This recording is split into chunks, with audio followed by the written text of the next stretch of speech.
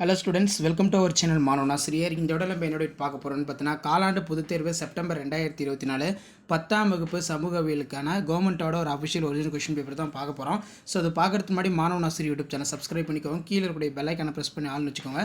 So last minute வந்து பார்த்தீங்கன்னா 10ஆம் வகுப்பு மாணவர்கள் உங்களுடைய social science common quarterly examination September 2024 prepare ஆகிறதுக்கு இந்த தமிழ் மீடியம் கொஷின் பேப்பர் ரொம்ப யூஸ்ஃபுல்லாக இருக்கும். ஸோ டைமிங் வந்து 3 hours, மொத்த மதிப்பெண் வந்து 100 மதிப்பெண் கொடுத்துருக்காங்க. இதில் ஒரு மதிப்பெண் வினாக்கள் பொறுத்த வரைக்கும் 14. 1 மார்க் எப்பவுமே புக் பேக் நல்லா தரவாக படிச்சுட்டு போங்க. புக் பேக்லேருந்து கண்டிப்பாக 1 மார்க் வந்து பார்த்தீங்கன்னா உங்களுடைய குவார்டர்லி எக்ஸாமினேஷன் கேட்பாங்க. நீங்கள் எந்த டிஸ்ட்ரிக்டாக இருந்தாலும் சரி, கண்டிப்பாக இந்த கொஷின் பேப்பரை நல்லா தரவாக படிச்சுட்டு போங்க.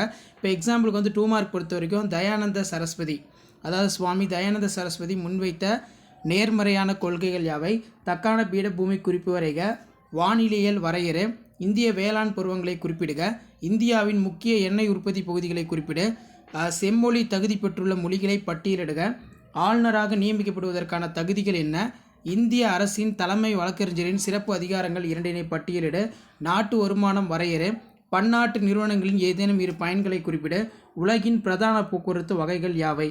ஸோ அதுக்கப்புறம் பார்த்தீங்கன்னா 10x550. ஸோ இதில் வந்து பார்த்தீங்கன்னா நமக்கு மேட்ச் ஷீட் வந்து கேட்டிருக்காங்க.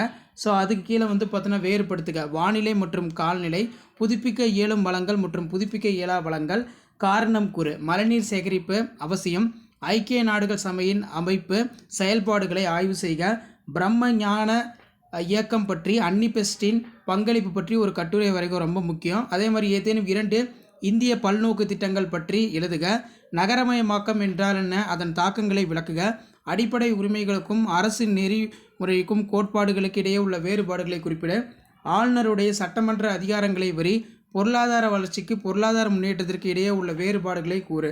அடுத்து பார்த்தீங்கன்னா நியாயமான வர்த்தக அமைப்பின் கோட்பாடுகளை சுட்டி காட்டுக. நெக்ஸ்ட் வந்து பார்த்தீங்கன்னா டைம்லைன் கொடுத்துருக்காங்க. அடுத்து உலக வரைபடத்தில் கீழ்காணும் இடங்களை குறிக்கவும். இது நல்லா பார்த்துக்கோங்க.